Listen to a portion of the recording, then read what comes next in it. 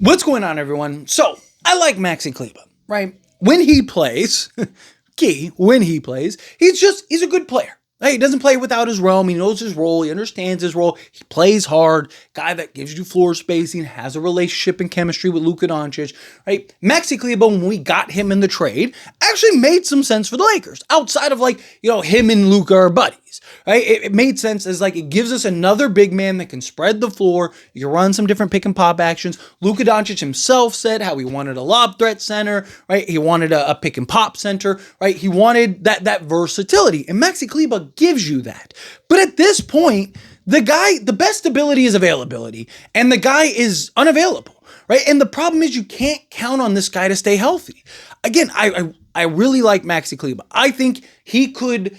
I'm not saying now Lakers are a true contender with Maxi Kleber or anything like that. But he's a guy that could win you some games, that could just give you different looks, that could impact and make winning plays over the course of an 82-game season and even in the playoffs, right? The game where he just gets hot, right, could be the difference between you winning that game or not and be the difference in, you winning a series or losing a series, right? So Maxi Kleber is a guy that I really would have liked to see just get real opportunity with this Lakers team, be, a part of the rotation at times, certain matchups, things like that. Even talked about when we play Minnesota.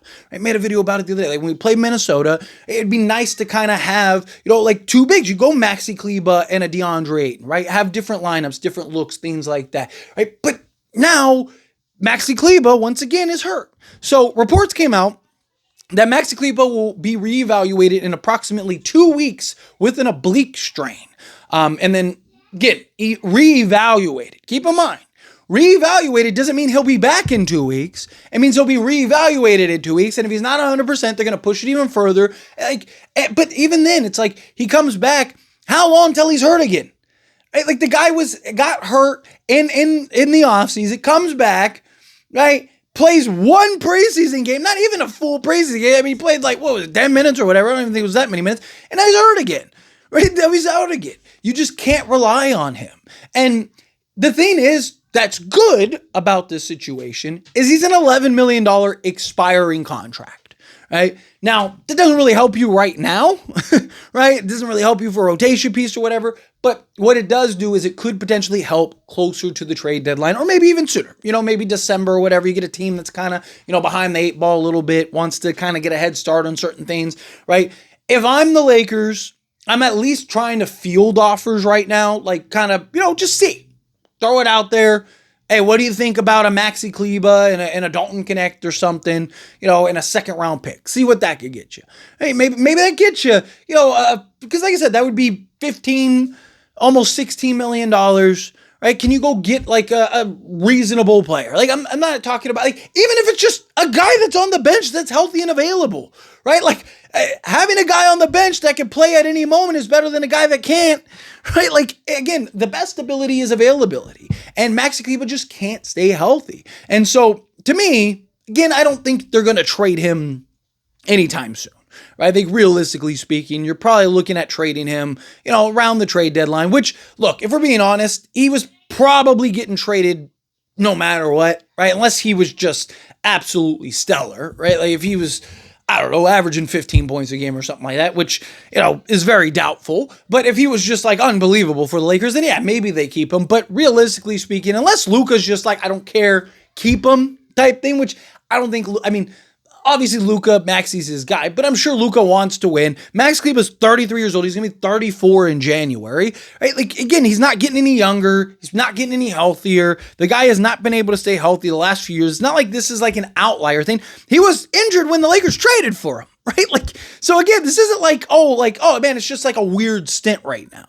Right? This isn't oh man, he just, this guy is a lock for 82 games. He's just in a bad stint. No. The most games he has ever played in a season, ever, 74 games. His first 3 seasons in the league, he played 72, 71, 74. Since then, he's played 50, 59, 37, 43, and 34.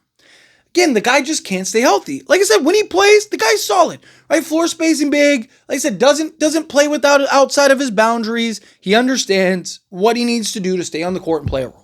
I think that there is some real value in Maxi Kleber on this Lakers roster, because we don't really have another big that can slot in at the center, that can spread the floor like he can. And look, he's not a guy that's lights out, right? It's not like he's a 40% three-point shooter. I mean, talk about a guy that from three-point range for his career is 35.4%. He did have a season back in 2020, 2021 where he shot 41% on 4.2 attempts, which is actually the second most of his career, right? So, like you were hoping.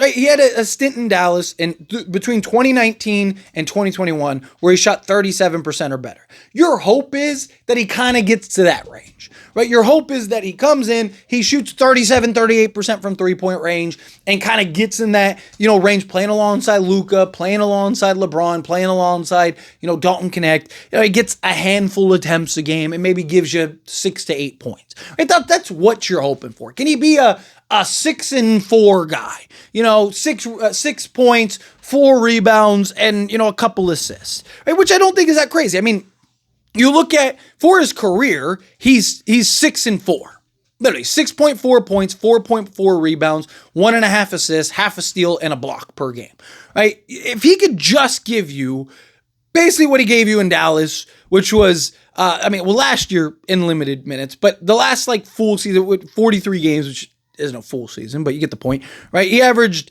basically 5 points and 3.3 rebounds, 4.5 points, 3.3 rebounds, 1.6 assists, half a steal, and a block, right? And he did that in 20 minutes of action, right?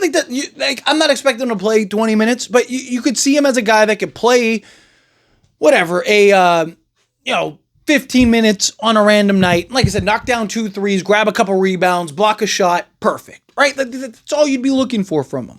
But again, that's great in theory, it's great in concept, but the guy can't stay healthy. The guy can't stay on the basketball court. So again, it's kind of pointless. It's kind of redundant at this point. And I just think you have to trade him. Even if he comes back, even if he plays well, I think if you're the Lakers, you look at that and go, great, maybe his value will be a little higher. Right? Because right now, you're not going to get real value. The only thing that teams would be interested in is the expiring contract. That's it. Right? Teams would just be looking at that as that's an $11 million expiring contract. We see with the new CBA how valuable those expiring contracts are. That is where the value lies in Max Kleber. Maybe there's a team that's like, hey, we could use a floor spacing big. If he's healthy, great. If he's not, he's not. Sure, worst case, he's an expiring contract. Maybe you find a team that has some value in it. But really, you're looking for a team that just has a guy that's the odd man out, right? Matisse Thybulle on Portland. Probably a good name, right? Somebody like that, he's making $11.5 million. Let's say Gabe Vincent continues to be really good for the Lakers. And it's we don't want to trade Gabe. Can we turn Maxi Kleber and a second into Matisse Thybulle? Right? Perfect. Now, they get off of a guy that probably not going to get a bunch of playing time. It's not going to get a bunch of opportunities. Lakers give up a second round pick, but if Matisse Thybulle is willing to stick around, beyond this season, I think that's a win. He kind of solves some of the needs that the Lakers have as far as athleticism, 3-point shooting, defense, especially on the perimeter. He's a guy that's not super healthy either. So in a perfect world, you just kind of swap the two, but I just, unless Portland's yeah, we could use a floor space. I just think it's one of those things where you have to give up a second, kind of take a risk. But at least he's a guy, at least a Matisse Thybulle would be a position that we really need, right? So he solves a major need. Maxi Kleber, he helps, but he's not solving a major need, right? Does he even play? And if he does, how often does he play? Where a Matisse Thybulle, I think if he's healthy, he's playing. Right? I don't think it's one of those things where it's he's just the odd man out or anything. I think, no, there'd be a real argument to play him, right? But Maxi Kleber, it's kind of he's the 12th, 13th, 14th guy on the roster. But it's just, again, it's still, it's frustrating because he's an $11 million guy, right? If he was a vet minimum, it sucks, but it is what it is, right?